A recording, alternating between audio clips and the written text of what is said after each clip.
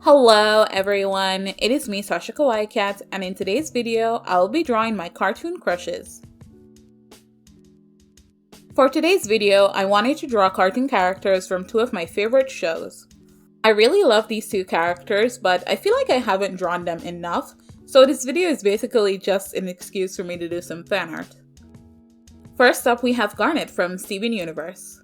For those of you who aren't familiar with the show, Steven Universe is a cartoon series created by Rebecca Sugar that features a young boy named Steven who is half human and half alien gem. Basically, he runs around with his three gay alien moms, fighting to protect his home in a rebellious group known as the Crystal Gems.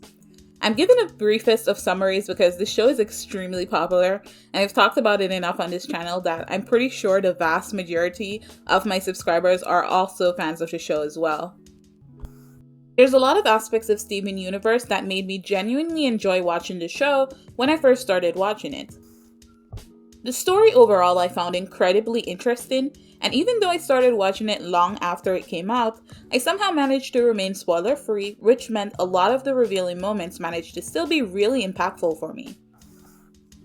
Once I caught up, it was pretty bad sitting through those hiatuses, but I had a few decent shows I could watch in between seasons. There's a lot of things in the show that made it unique and interesting at the time, but two things that I really loved was the music and the character design. The diversity in body types was something I really appreciated. It's not even just for diversity reasons, just as an artist, I want to see diverse body types, particularly among women. Because I do think shows can and have included interesting body types, they just tend to limit it to mostly male characters, and it's boring. I really appreciated Steven Universe having a lot of different body types. There's small women, fat women, thin, curvy, muscular. It's not that hard to draw different body types, and I always appreciate Steven Universe for doing that.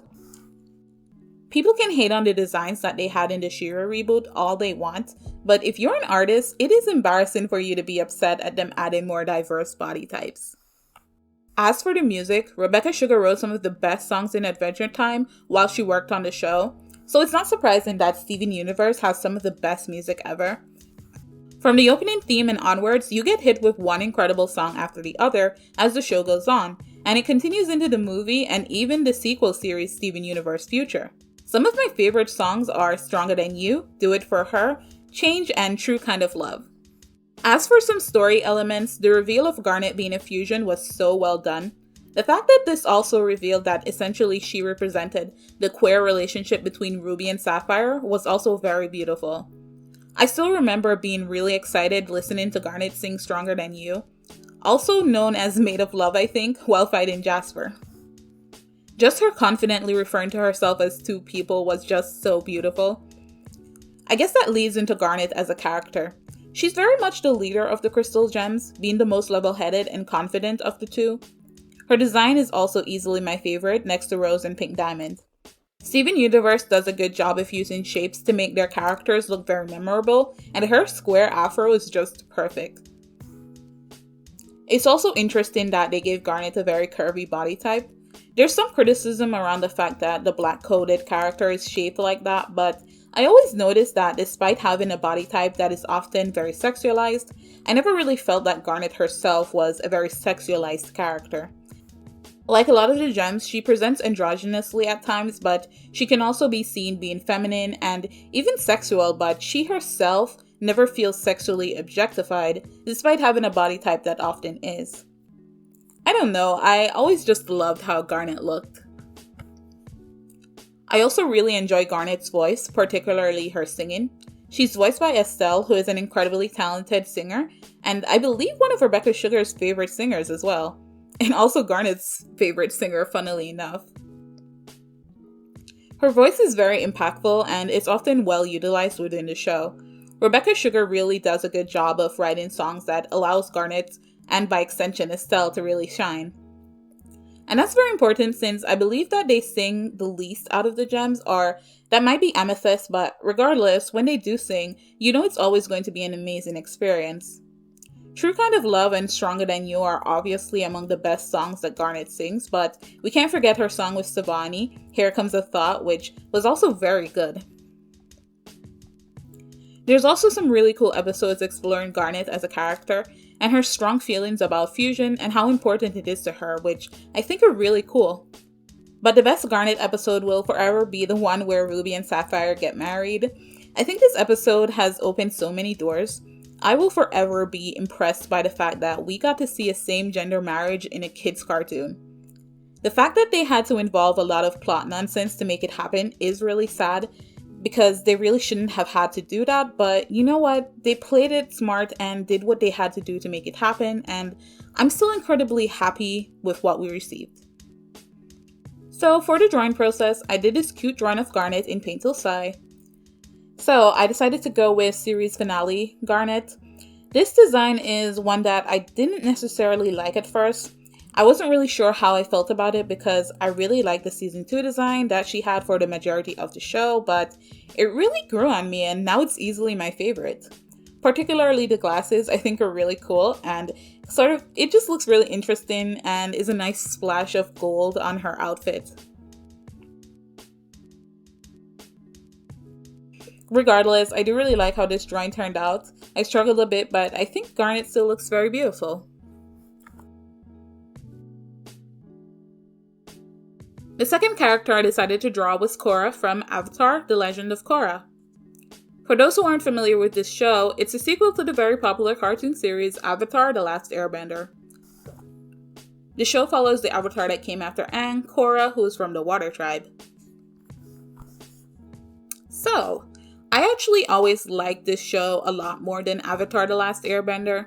And I know for some that is a controversial take because the first series is just so beloved and objectively less flawed than the sequel, but I think Legend of Korra had a lot of stronger elements that appealed to me more at the time.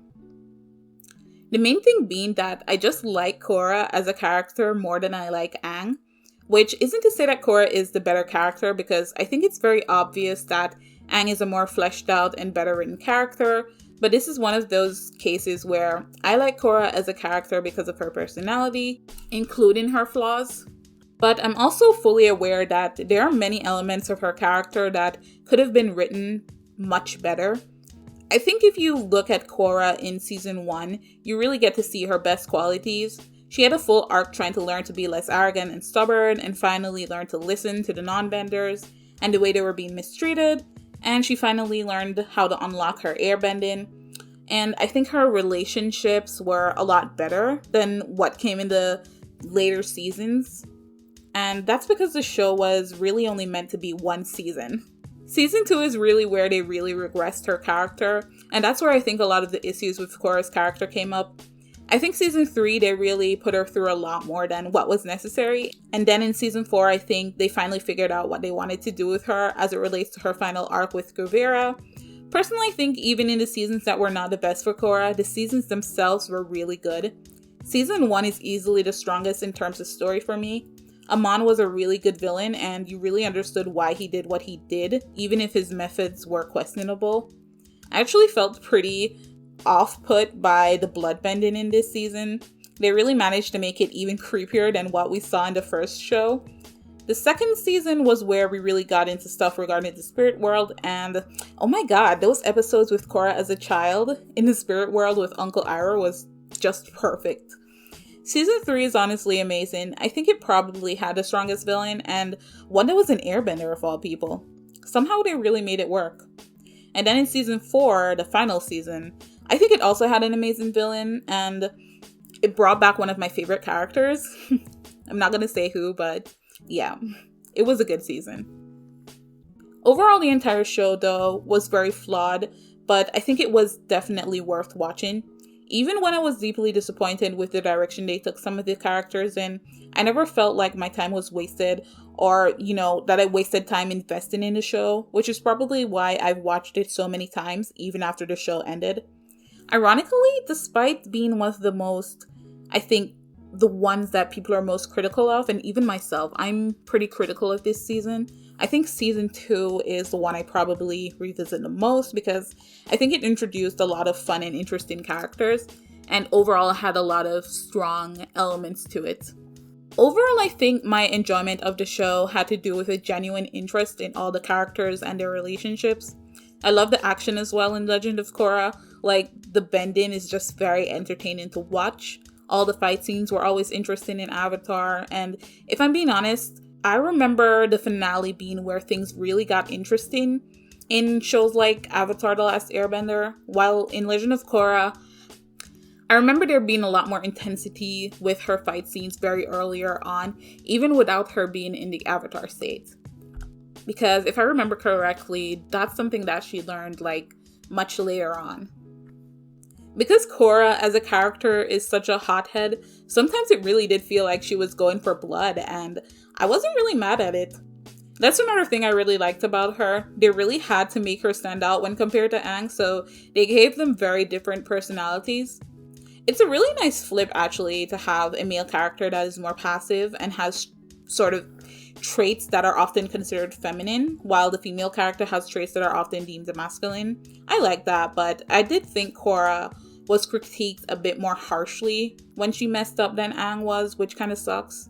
I feel like people were less forgiving towards Cora.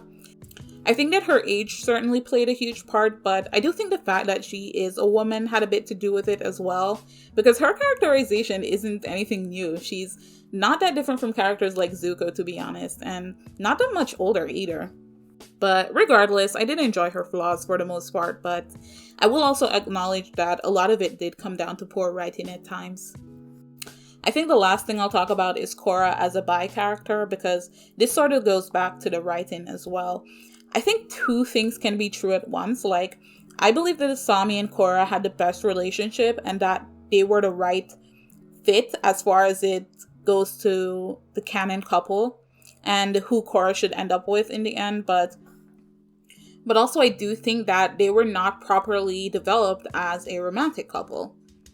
I feel like there was definitely enough there that made it easy to read the ending as the beginning of a new relationship, but given what we have gotten since then from shows like Steven Universe, OKKO, Craig of the Creek, and hell, even She-Ra, it certainly isn't the best when it comes to queer representation.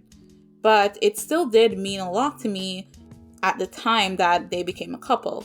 I love Korra and I love Asami, and this was the first time where I had a ship that fully became canon. At the time, despite the execution being less than stellar, I was still happy with what we got. I'll say that if you guys want to see like better representation of bi women or bi characters getting together, OKKO has a nice little arc with Enid, who is a bisexual character, and her love interest, Red Action. I guess this is sort of a spoiler, but they do also end up together, so yeah.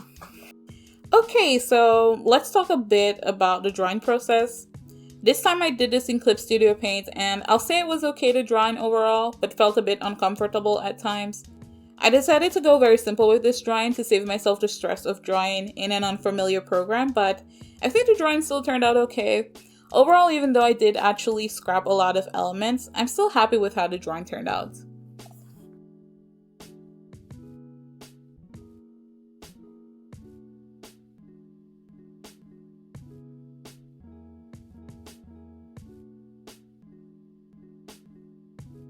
So those are the finished drawings. Please let me know what you think in the comment section below. Which one is your favorite? Do you like how they turned out? Let me know in the comments. Thank you so much for watching this video. Special shout out to my Ko-fi members Dee Marie, Sarah, and Laisha. If you would like to support the channel so I can continue to post weekly videos, please join my Ko-fi membership. You'll gain access to special rewards like early access to speed paint videos, full resolution drawings, a custom icon or chibi drawing, and your name credit along with a shout out in the end credits of my videos, and much, much more. The link to that is in the description below. Don't forget to like, share, comment, and subscribe, and I'll see you in the next video. Bye!